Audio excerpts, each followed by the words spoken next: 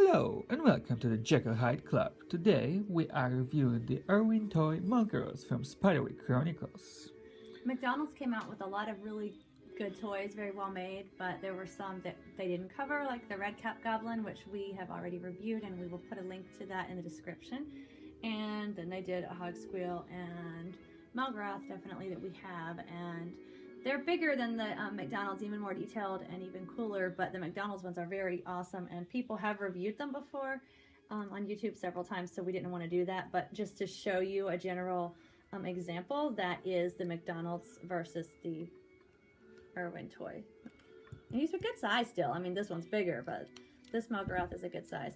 I think, obviously, the detail pops even more on the spine work and whatnot on this larger one, and on the head and everything. But I just wanted to kind of, we love the McDonald's ones too, so I wanted to let them make a little cameo appearance. Let this Mulgarath say hello, and then he's going to go, oh, way over here. Oh, he's on with some other stuff on the table. So, if you guys are new, check out our other spooky videos. We are Morticia and Gomez. And Mulgarath, he says hello. We have our roommate Slappy of the Goosebumps, but he is not really feeling this video today. He's just been like sleepy lately, but we'll grab him for a video soon.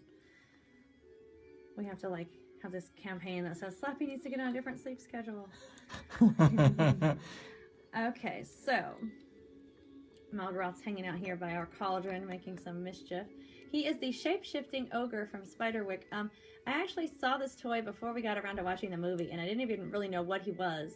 Because ogres or trolls, you know, you can call something an ogre or a troll, but if you notice, they all kind of look different. Like, there's no signature look that you know an ogre or a troll or a goblin, if you think about it, like, this is how they're going to look. They always have this kind of ears and this kind of face. Like, that's not the way it is with them. So, you know, it's kind of interesting. Those are some of the fantastical characters that kind of are mutable. Like, what does an ogre look like to you? Like, you know, or what does a goblin look like? That they're all different. So the, you know, the Redcap goblin looks different than some of the other goblins in Spiderwick, looks different than the goblin in Lord of the Rings or Harry Potter. You know, that's what I mean. They make so many different perceptions of what they consider these creatures looking like in the realm of fairy, which is really neat. But anyway, you know, compare him to Shrek, and Mulgarath looks way different. When I first saw this figure, I thought it was like a forest creature. That's kind of what it reminded me of, like a forest kind of winter creature. Like, you know, think about bare trees, and you see the crags here, and the, like, and I don't mean like Groot. I mean just like a nature spirit that's influenced by trees. That's just kind of what he reminded me of. So I just think he looks cool and dignified and, I don't know, sometimes even peaceful. You can see he's all smiling with his teeth now. But I just don't ever really think of him as the villain for some reason. So we love Mulgarath. He's a good friend. So this is this Irving version. Irwin. The toy, it's like fading, and it looked like it was saying Irving Company, but I was like, I don't know if that's right. So we looked it up online, and it's Irwin, but now I have Irving stuck in my head. It's Irwin. We will leave a link to an Irwin Mulgarath on Amazon if you wish to acquire one. Maybe it will still be there when you see this. So, if not, you'll know the company name, so we will make sure that's done. But let's start with his articulation. He has his legs bend. They don't rotate with hip rotation, but they do bend. He's wearing this kind of loincloth, so, oops. Well, the right leg goes up and down. Or excuse me, the left. The right one really doesn't move at all. But the left one will move up and down. I guess you can change his stance a little if you really want to, but he'll kind of topple. So I don't know why they made the left leg move, to be honest. I don't know. Anyway, he's got his little loincloth thing that is more developed than the McDonald's one a little, but it doesn't really let him sit or anything, and since the right leg doesn't move. Now he has full hip rotation. It does this little That's I don't know what this snapping popping thing is. Our Groot toy does that too, and so does Hog Squeal from this company, so I don't really know.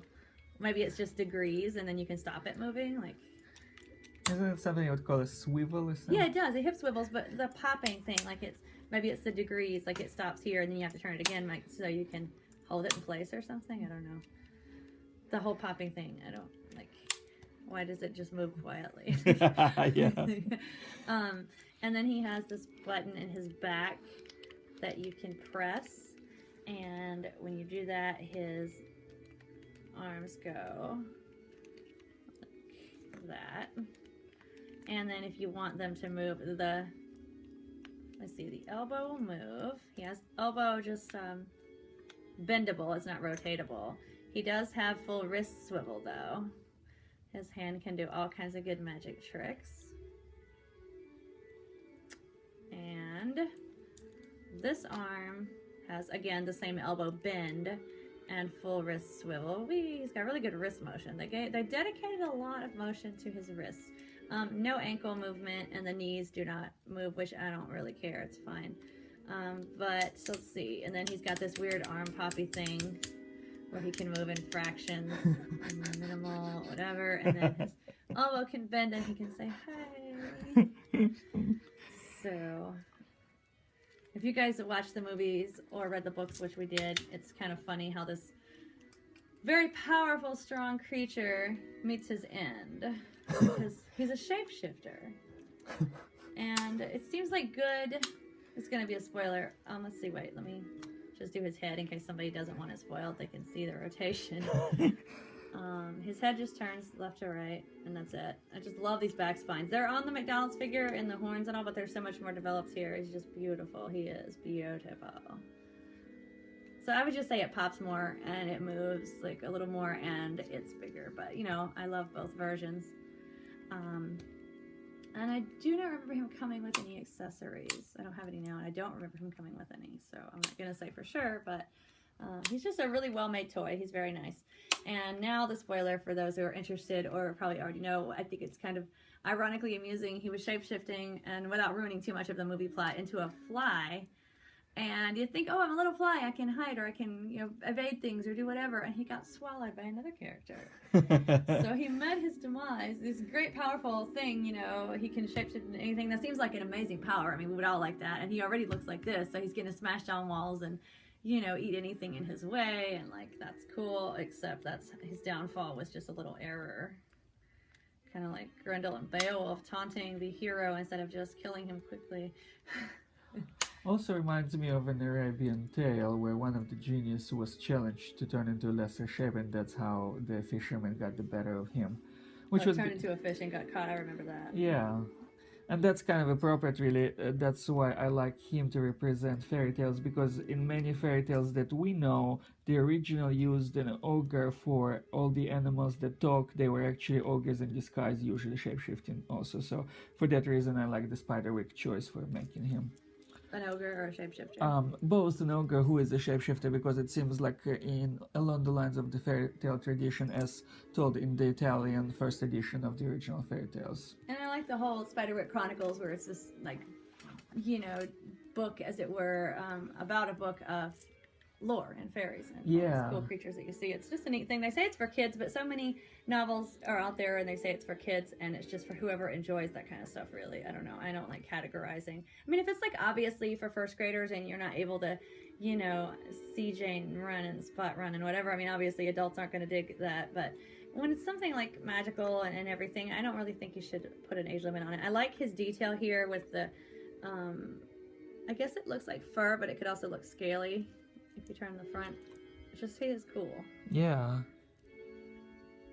So, and like here is kind of warty. Like the fur kind of looked like it was fur on the leg a little. Yeah. But then here it's like more warty. So it's like, is he scaly? Is he furry? Is he everything since he's a shapeshifter?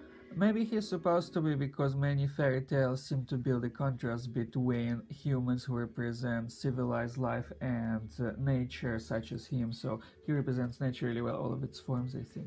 Yeah, it's a great figure. And again, I love the McDonald's one, but this one just pops even more in detail, and he's bigger. And we actually found this one first, or I might have cheaped out and just stuck with the McDonald's, but I'm glad to have both now. I really love this one. And when we saw the other ones, we were like, oh, it's more Mulgaraths. We have to do that now. So I definitely recommend all of the toys in McDonald's. That was just a really good deal, and really large figures from McDonald's. But like I said, other people have reviewed those. So just do a search for McDonald's Mulgarath, or not Mulgarath, McDonald's Spiderwick toys if you're interested, because they have a big collection and there's a lot of them. So the Mulgarath one is probably my favorite from them too. But I like the Bogart and some of the others as well. So, and lots of different little creatures that they made. McDonald's, when their Happy Meal toys are like 5 inches and big, it's really impressive. But this one's pretty impressive, so Isn't he lovely? Yes. He's so cool. Yes. So we hope you've enjoyed this review, and do check out our other toy reviews and playlists. And until next time, Stay spooky, my friends.